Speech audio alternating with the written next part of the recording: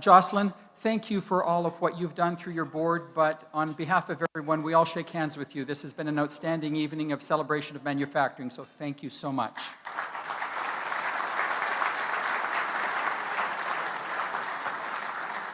I work for Canada's Oil Sands, and it's through the Canadian Association of Petroleum Producers. And those are people that make sure that there's heat in your homes, energy to run your business, and to move your car. And on behalf of the 500,000 people or so that work in that sector, on behalf of 1,500 businesses in Ontario that do trade with the oil sands, and those are manufacturing firms here, I'd like to extend and say this to the Premier and your Cabinet. I have three things to say, and it was on your comments in the economic statement that you support pipelines. So the three things that we all want to say is thank you, thank you, thank you.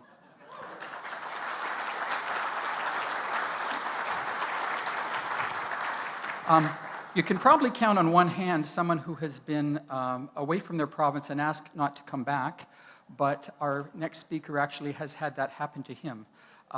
He was, you'll be happy to know, was willing to speak his mind as a youth, and he was away at university lecturing or at a movement and a student rally, and he spoke ill of the then Premier, Joey Smallwood, who happened to be near a television set and hoped that the speaker would, our next guest, would never come back. So thankfully he has not, thankfully he did go back and to Newfoundland. We know through conversation, the conversations that we invited into our kitchens, our living rooms, our cottages, and our cars, and our backyards every Sunday afternoon on the radio. And it was a conversation about Canada, and it was a conversation with Canadians, never to and at Canadians on that. And that's how we know him. But thankfully, he moved over to print and to television and panelists and commentary, and his wit and wisdom is surpassed by none.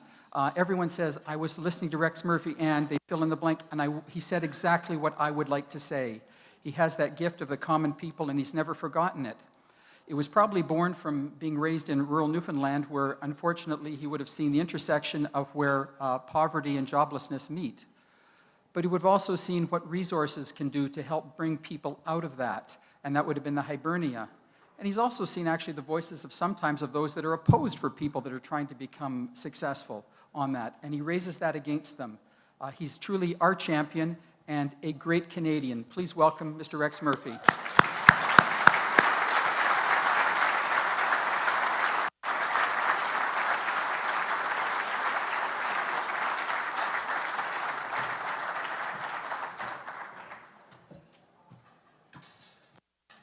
That was very generous, but I will remark just to begin with, if I'm a great Canadian, you've lowered your standards considerably. First of all, Mr. Premier, Mr. Mayor, various ministers, MLAs, MPs, and other persons who make an honest living. Welcome.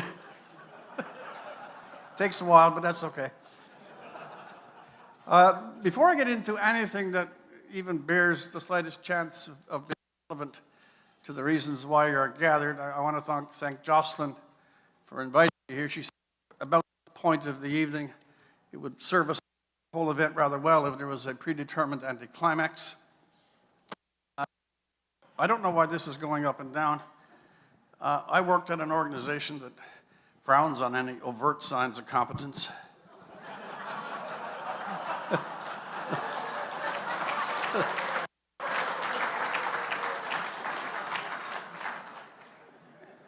Well, even before I get into that, I'll digress before the digression. One of the aspects of the Premier that has gone unremarked here is the mercy that he extended to the Mayor of Toronto by amputating the present council of 50% of its members. He's greatly reduced the psychological pressure on the current Mayor.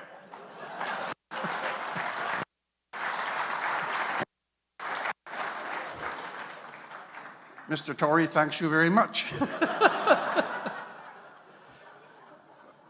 Yeah, before I do get in, I have something to say. Mr. Ford was very generous in referencing something I wrote when his brother passed. This is truly serious. I hope I'm not trespassing, by the way, and I'm serious, into your personal phone. But I do not know what's going on. I think maybe this is controlled by 24 Sussex.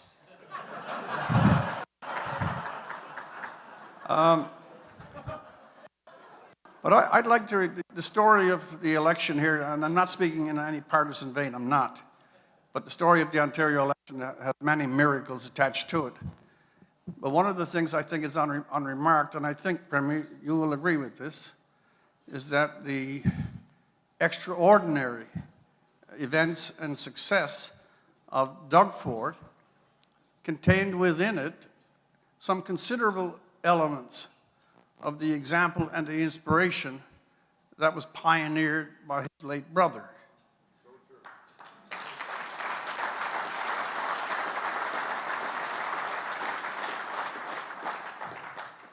This is not, and it isn't, to diminish either the skill or the improvisational ability that allowed Doug Ford to become premier. But despite all the clouds of nonsense that entertained, in the negative sense of the term, the news media in particular during Rob Ford's tenure, he was an example, and he was also a beginner.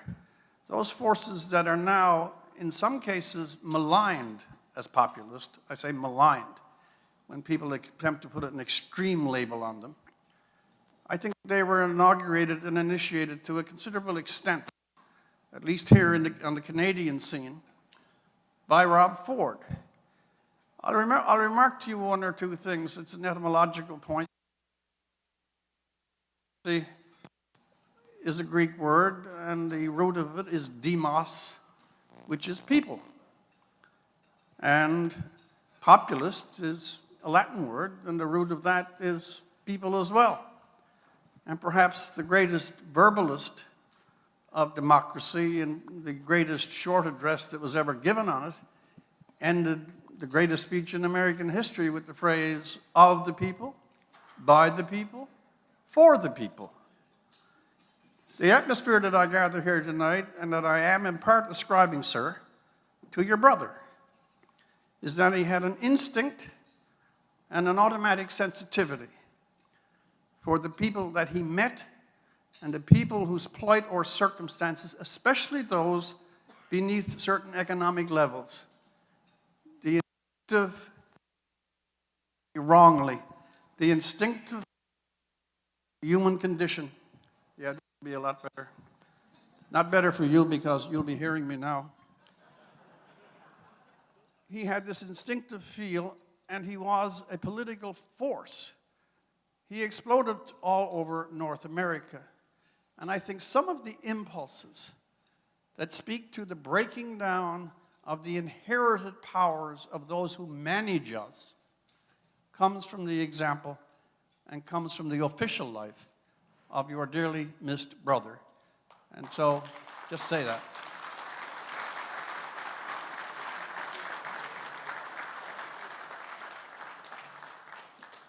By the way, the other reason that Premier Ford is here tonight is Jocelyn realized that when she printed the paper and she had me listed as speaker, she needed someone to draw a crowd. Just a few thoughts. It was mentioned that in my antique days as a youth, and I was around when they were manufacturing the linen for the mummies,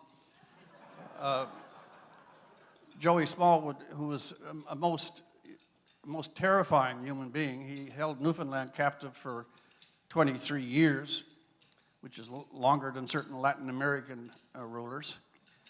And he had a very inhibited idea of democracy. Nonetheless, he can set an example, and I'm passing this on to the Premier in front of all of you. For example, Mr. Smallwood decided that his idea, when he held a cabinet meeting, it was basically in his head. And even then, it wasn't well attended. And his idea of a caucus meeting was to have a second thought. And to give you some idea of the power and scope of him, because it was adverted to by my introducer, when he railed against me, I was in Montreal at a student conference, and in those days, people weren't welded to portable phones. And they actually thought that making a long-distance call was something of an exceptional act. And if you grew up in my household and you called home collect, it was best not to go home for a long while after. So after a week in Montreal, after the events of that conference, I called home, and my mother always answered the phone. We called our parents by their first names. But my mother didn't answer, and Harry, my father, did. And I said, what's going on? Where's Marie? And we had a very small house. And Harry said, well, she's in the bedroom. This was 3 o'clock in the afternoon. I said, well, what's she doing in the bedroom? And he said, last week, he said, Joey was on television. He told you not to come home. And she's in there now. She won't come out. And that accounted for the fact that when I eventually ended up, work is too strong a term, when I eventually ended up at the CBC, my mother was one of the most faithful non-viewers that I've ever had.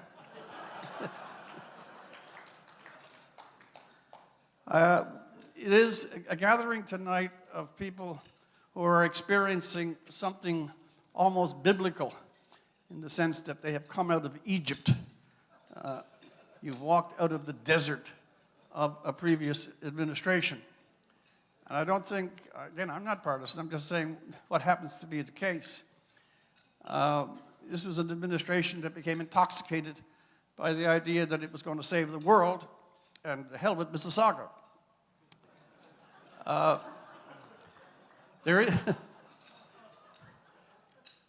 It was a very interesting thing when the current administration arrived in Ottawa. I've got one joke to tell tonight, and I'm going to get rid of it now so I can clear the decks for the serious stuff. This is a really, really funny joke. I'm alerting you to this so that you can limber up your laugh muscles. And it's this. When Mr. Trudeau was still on the campaign trail, he made a very big point of saying that when he got elected, one of his very, very first and most indomitable commitments was that, and I quote, he was going to restore trust in the processes of the National Energy Board. Now, I travel the country a lot. I really do. From Bonavista to Prince George. And I remember being in Bonavista, Twillingate area, and it was after a great storm. Several boats were lost, a couple of people died, and I went to the local motel to see what the feeling of the world was during this moment of crisis. And a bunch of the old fishermen were sitting around having their early coffee, and one of them was looking at the other one, he said, my God, he said, when are they going to restore our trust in the processes of the National Energy Board? And you know, I went across to Ontario, went up to a young Kiwanis club, and they were just coming off a nice field match. They'd won the biggest trophy that they've ever won in their life, and all the boys were gathered in the club room, and I went in to kind of eavesdrop. And the first thing the captain of the crew said, my God, boys, when are they going to restore our trust in the processes of the National Energy Board? I mean, it swamped the whole country. It was the enduring topic of conversation for a year and a half. And if it had happened 20 years ago, when the good people of Toronto were experiencing the hellfires of a real snowstorm, they would have been talking about the National Energy Board even then. Well, I find myself in the disagreeable situation of being in the room with the Premier and having to say things that are agreeable to him. That's not the kind of thing you want, even if you only flirted with journalism. And by the way, my relationship with journalism is a fairly distant one. I bear the same relationship to journalism as a streetwalker has to the Department of Highways. Now, normally, and nothing happens to me normally, I don't write these things out, but I thought on the topic of how did Ontario go so wrong that it might be useful to at least have a part of it written in advance.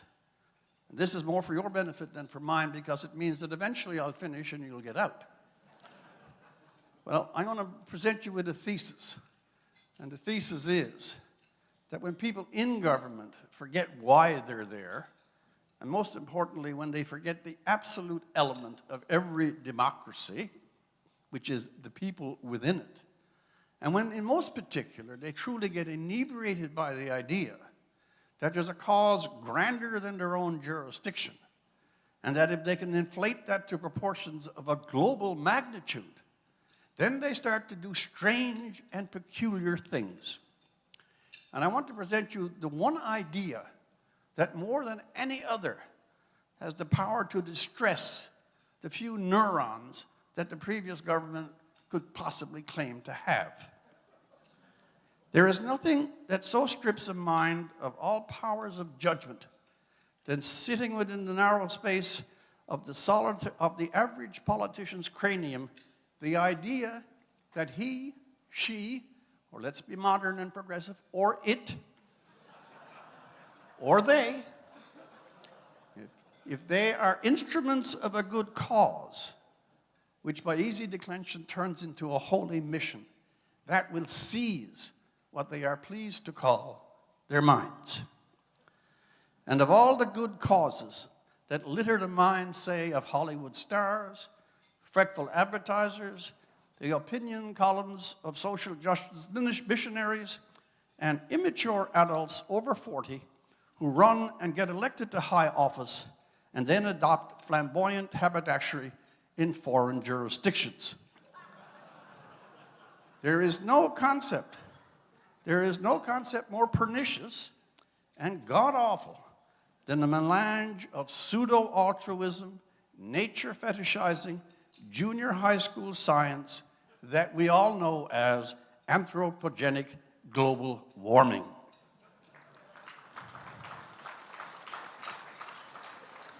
Now I'm going to offer you a few axioms. I want to ask the Premier to write them down because he's the boss, but your minister should, okay?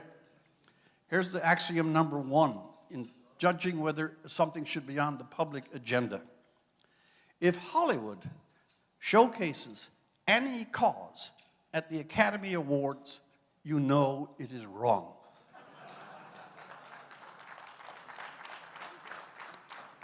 Axiom 2.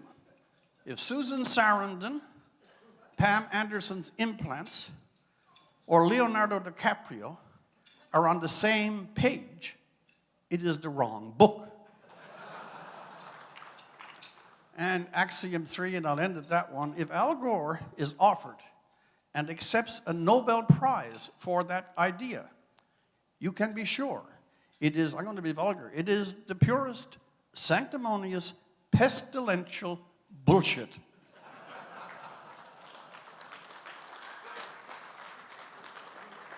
Furthermore, if the petty demons of the lower atmosphere and higher righteousness adopt it, for example, St. Elizabeth of Salt Spring, Bishop Suzuki of the Great Green Boring Monomania, Pastor Bill Nye of the Latter-day Assembly of Failed Weathermen,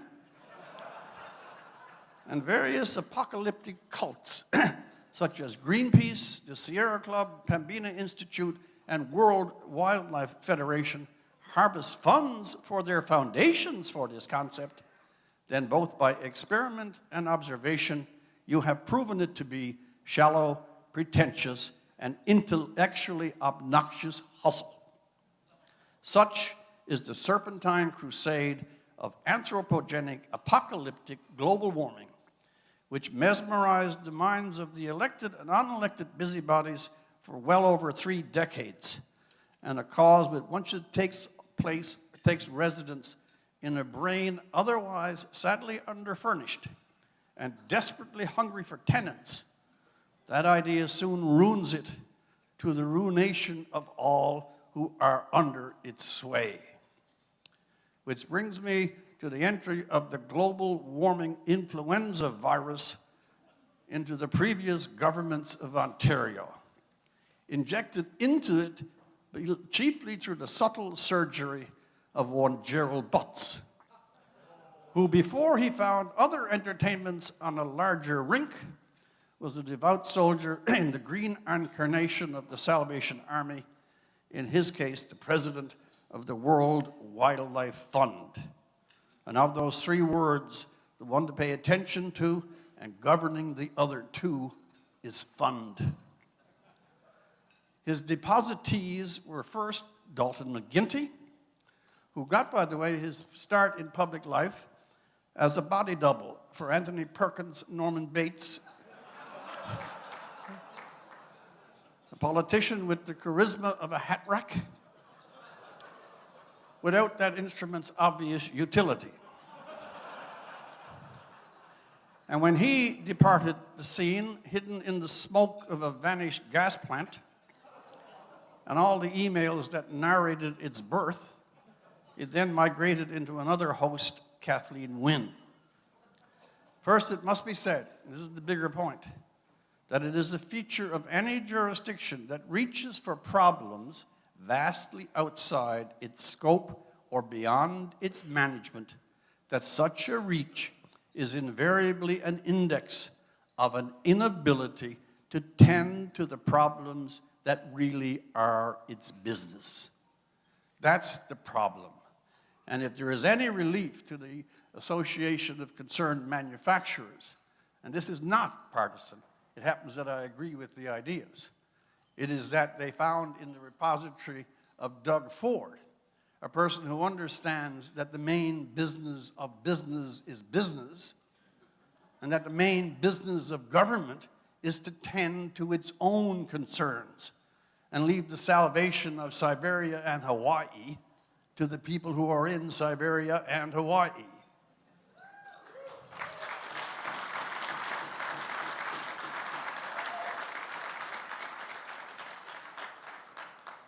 Jocelyn remarked upon it, and I think it's actually the key word that applies to this particular administration. It was also adverted to by other speakers. Jobs. I spent a lot of time out in Alberta, and if you want to see the toxic effect of a megalomaniacal attachment to a putative cause greater than themselves, then visit the jurisdiction of Alberta right now. Let me tell you a little Confederation story. There are a lot of politicians here, and there are people who are concerned with the public weal. When our province, my province, Newfoundland, hit the largest crisis that it has known since Cabot, the largest crisis, it was the cancellation of the Northeast Coast fishery, the cancellation of the cod fishery. For the first time in 500 years, no fisherman or woman could go out in a boat with a hand line, grab a codfish, and slap it on the plate an hour later. This was not just an economic blow. This was savage. It was cultural. It was historical. The fishery constitutes the entire emergence, not only of the place of Newfoundland, but the idea of it, the language, the songs, the entertainments. That was our lowest point. And I did stories on that.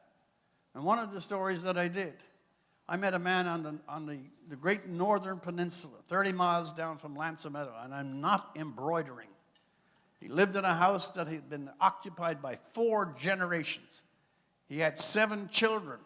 He was 58 years of age. I have him on film.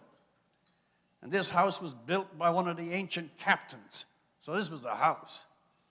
He told me then that he had sold his house for 9 airplane tickets to Hamilton.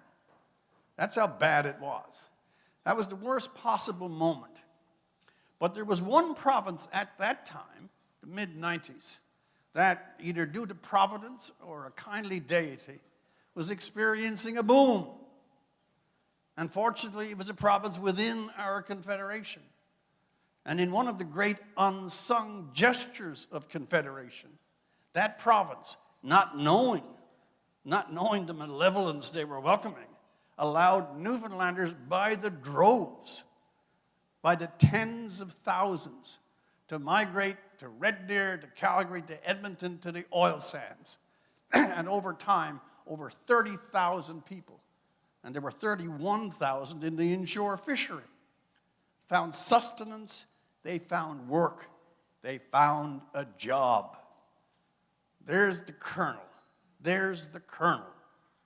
Those who are well off and those who draw up the great plans for global salvation are usually elevated to such an altitude that they've never had a day in their lives that faltered. They never had to wait for a month before they could get enough money to do a necessary thing. More than that, they never tasted the indignity of a mother or a father who sees a 10-year-old who wants to go to an ice rink and only wants $20 to do it and has to tell the child no. People who are too prosperous, and this country is very prosperous, forget that at the lower end of the estates, not everyone is prosperous. And that some actual feel and experience of what it means to be on the precarious edge of things, or worse, over it, to not have employment, is a strike against the integrity of the human being as a human being.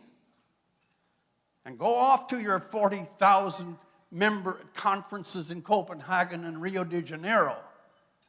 But there's 500 people up in northern Ontario who are wondering whether or not they can pay the light bill.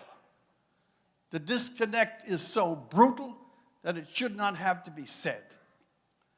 One of the great things that signaled this truly remarkable, extraordinary electoral process, the PC party, by the way, was in a garbage can upside down and being kicked down the road by a mad cow when Doug Ford walked into it.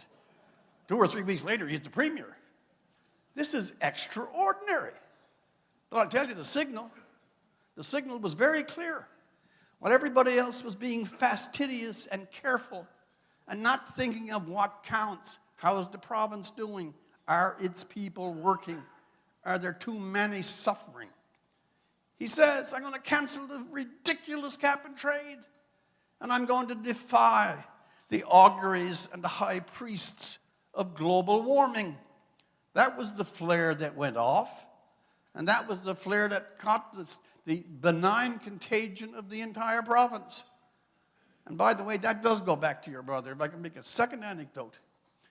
I had no car for years, jumping in and out of taxis in Toronto, apart from being an acrobatic feat of some considerable daring, also get you to meet, well, 3/4 of the United Nations.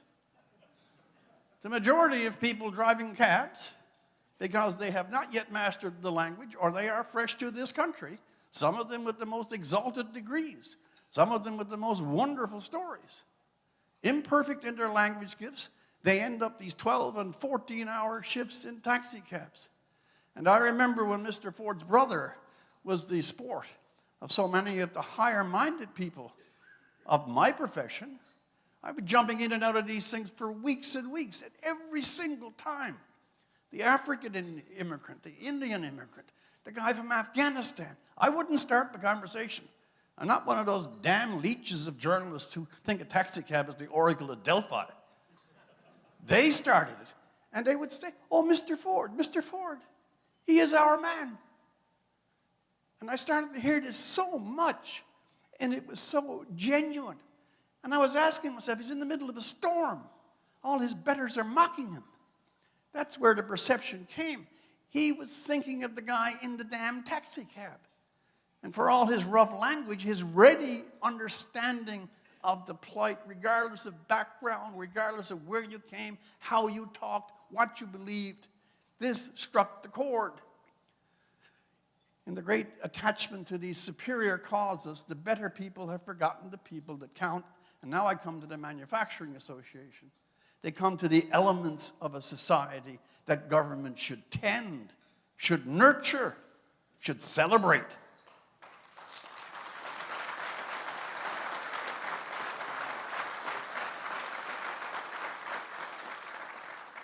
Any organization that through the zeal, industry, sweat, and time and labor provides not only sustenance for his or her family, but extends that benefit to all those other workers. That's the cellular level of democracy. That's the DNA. And if you care for individuals, not bloody causes, then you will remove what is the unnecessary harvest, the blizzard of regulation and contempt for those who are actually working 14, 16, and 18 hours a day to make their own living and a living for other people. The day I met Jocelyn was a sad day for her. We'll all agree. But she showed me her damn electric bill. And even as scornful as I am, I couldn't really believe it, that the power that she actually used, in other words, the commodity, was costing her $11,000, and the artful, Byzantine, serpentine, meandering, multiplicational, extra regulations cost her $22,000. I think you should have gone to Kentucky. They have good chicken. It's impossible.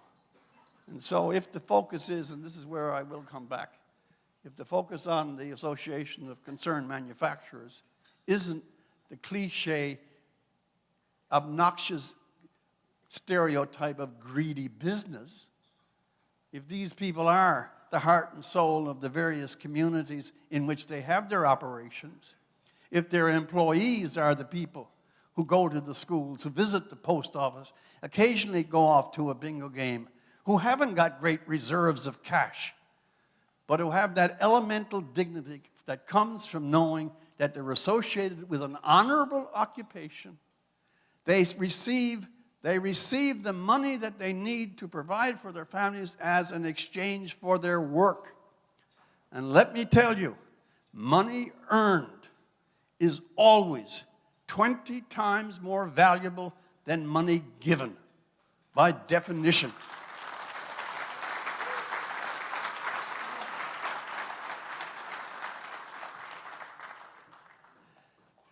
The crippling that's going on out west because governments are out of touch.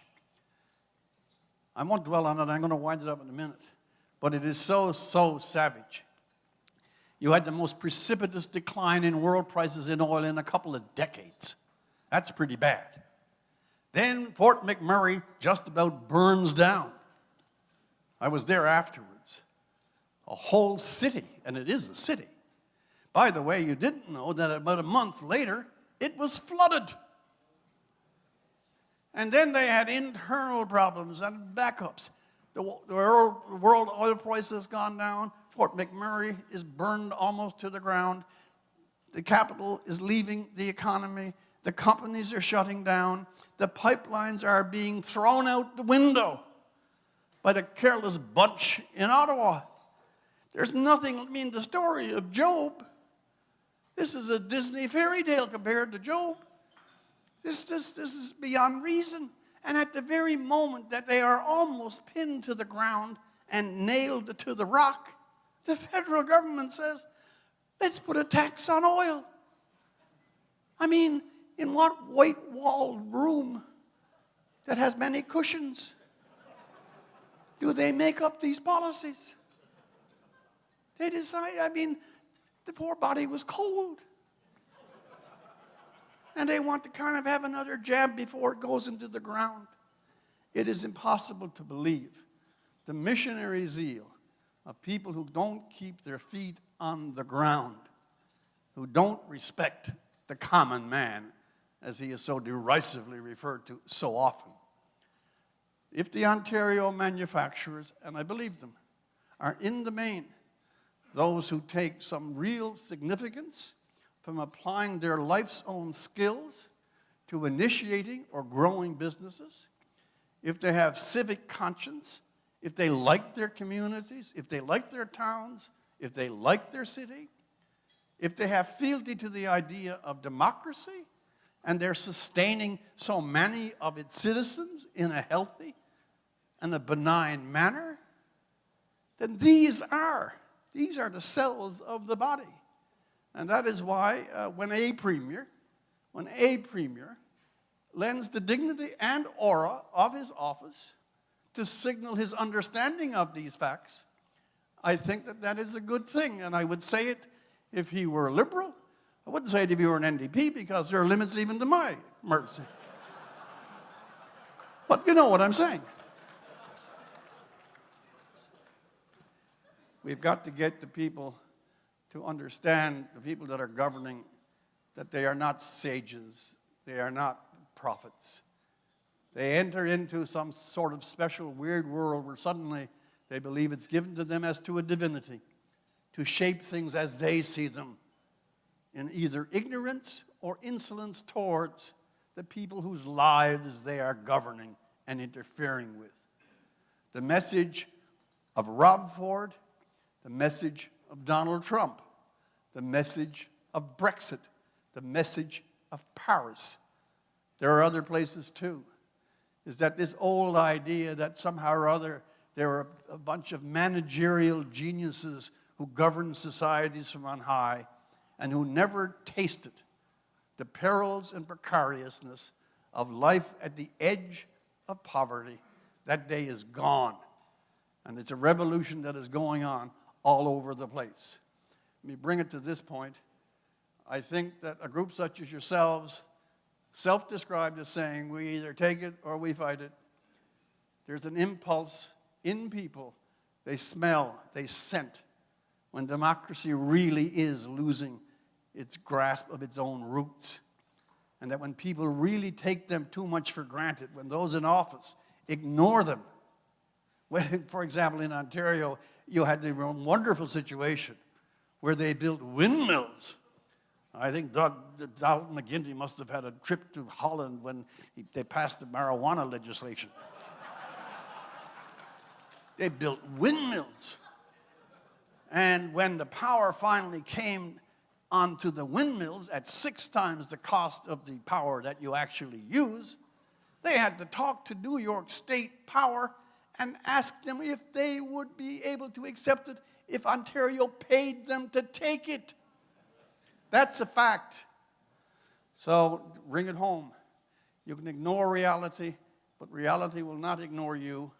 Governments can ignore reality for up to 15 years, and then they fall down to 7 seats. A bigger message comes here, and that's the end of it, really. Remember what it is that you're doing. Put value on the things that really count.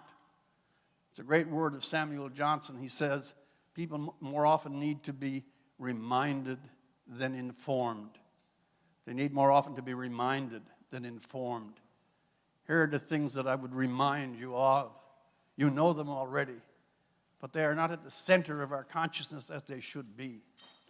We have an immensely prosperous country. We have one of the flagship democracies of the last 200 years. We have an awesome, sublime landscape of immense vastness and diversity in its wealth.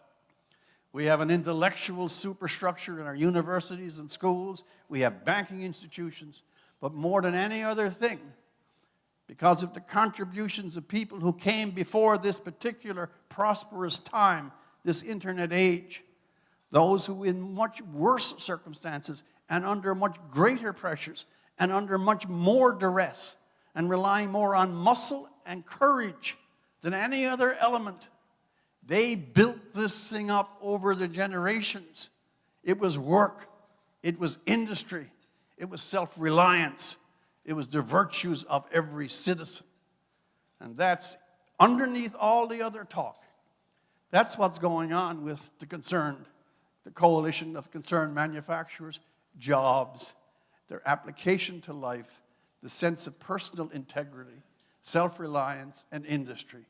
And a warning to governments that if they despoil so magnificent a heritage, there will be echoes in the afterlife that will pursue them to infinity.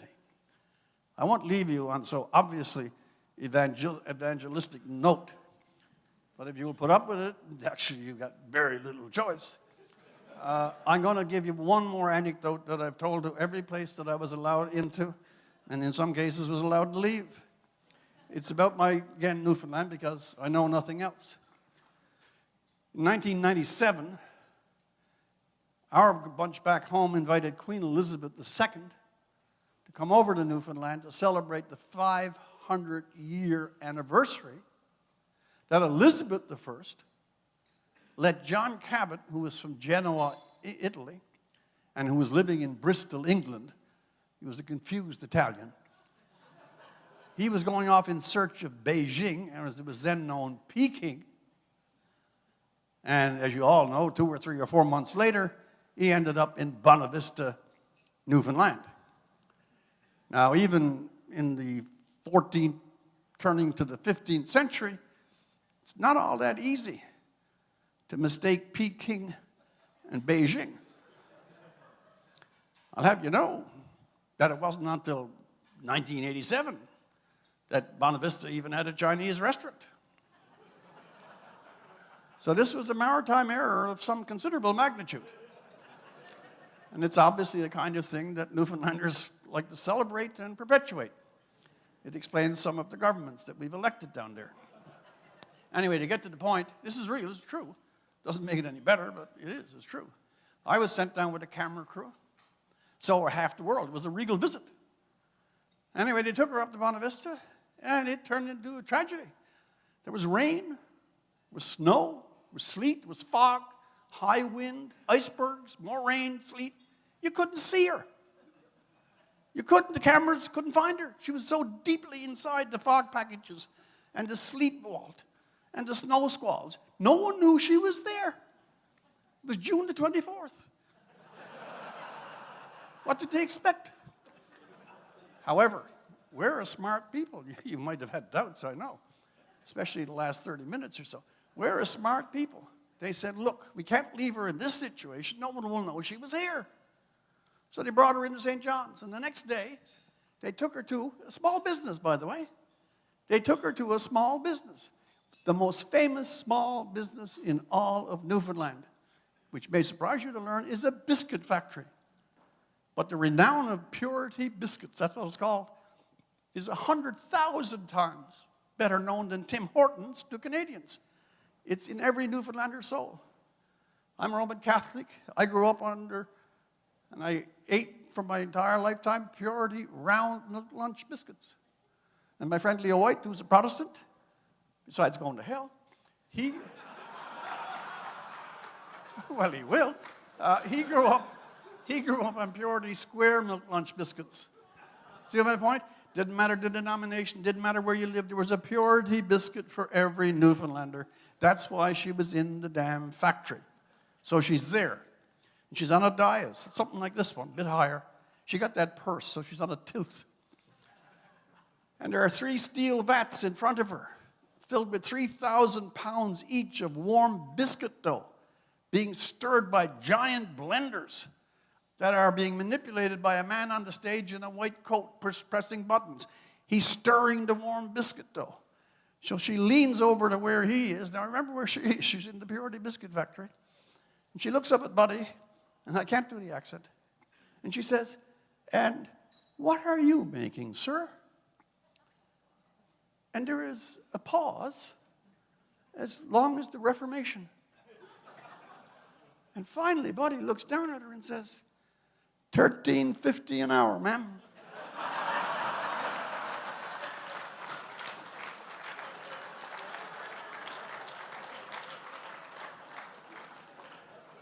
I'll wrap it up this way.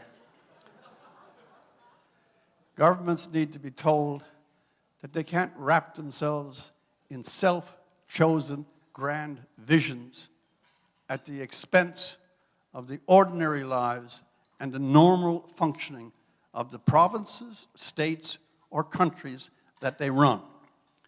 The essence of a functioning democracy is a self-reliant, independent people who take some of their integrity, some, from the work that they undertake, and for the initiative and the creativity that allows them to create the businesses that supply that work. For your invitation to me here tonight, I thank you, and for the great courtesy, and I take it as such, I'm serious, for the great courtesy that was shown to me by the man at the head table here, and the only real draw in the room. I thank you very much. Well, Rex, I cannot top that. However, I couldn't help but enjoy everything you said tonight. You exemplify everything we stand for in Canada, in Ontario, and about business. And we can't thank you enough for speaking to us tonight. Thank you very much, and here's a small token of our appreciation. Thank